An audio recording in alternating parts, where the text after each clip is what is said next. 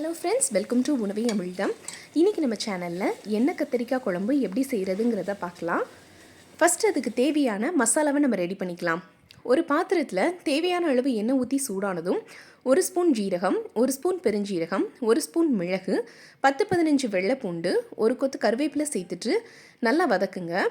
ஒரு பெரிய வெங்காயம் நீல வாக்கில் நறுக்கி சேர்த்துக்கோங்க. வெங்காயம் நல்லா வதங்கினதுக்கப்புறமா ஒரு கையளவு பொடியாக நறுக்கின தேங்காவை சேர்த்துட்டு நல்லா வதக்குங்க.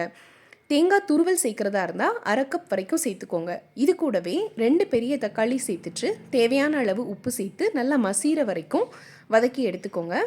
கொஞ்சமாக மஞ்சள் தூள், 1 ஸ்பூன் குழம்பு மிளகாய்த்தூள், 1 ஸ்பூன் மிளகாய்த்தூள் சேர்த்துட்டு நல்லா வதக்குனதுக்கப்புறமா நம்ம இதை ஒரு பேஸ்ட்டாக அரைச்சி எடுத்துக்கலாம். எண்ணெய் கத்திரிக்காய் குழம்பு செய்கிறதுக்கு கத்திரிக்காய் நல்லா சின்ன சின்னதாக பார்த்து எடுத்துக்கோங்க.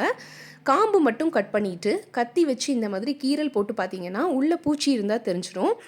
எல்லா கத்திரிக்காயும் இந்த மாதிரி கீரல் போட்டதுக்கப்புறமா நம்ம அரைச்சி வச்சுருக்கிற மசாலாவில் கொஞ்சமாக தடவி எடுத்துக்கலாம். இப்போ ஒரு பாத்திரத்தில் கொஞ்சமாக எண்ணெய் சேர்த்துட்டு நம்ம மசாலா தடவி வச்சுருக்கிற இந்த கத்திரிக்காவை வதக்கி எடுத்துக்கலாம். டீப் ஃப்ரை பண்ணணும்னு அவசியம் இல்லை, கொஞ்சமாக எண்ணெய் விட்டு நல்லா வதக்கி எடுத்தால் போதும். இப்போ குழம்பு செய்கிறதுக்கு ஒரு பாத்திரத்தில் தேவையான அளவு நல்லெண்ணெய் சேர்த்து சூடானதும் 1 ஸ்பூன் கடுகு, 1 ஸ்பூன் வெந்தயம், 1 கொத்து கருவேப்பிலை சேர்த்து நல்லா பொரிய விடுங்க. பொரிஞ்சதுக்கப்புறமா ஒரு கையளவு சின்ன வெங்காயம் பொடியாக நறுக்கி சேர்த்துட்டு நல்லா வதக்கிக்கோங்க. வெங்காயம் நல்லா வதங்கினதுக்கப்புறமா நம்ம அரைச்சி வச்சுருக்கிற மசாலாவை இது கூடவே சேர்த்துட்டு கொஞ்ச நேரம் எண்ணெயிலே நல்லா வதக்குங்க. நல்லா வதக்குனதுக்கப்புறமா நம்ம தேவையான அளவு தண்ணி, புளி தண்ணிலாம் சேர்த்துட்டு நல்லா கொதிக்க விடலாம். ஒரு லெமன் சைஸ் புளி சேர்த்துட்டு நல்லா கரைச்சி எடுத்துட்டு அந்த தண்ணியையும் இது கூடவே சேர்த்துட்டு நல்லா கொதிக்க விடுங்க.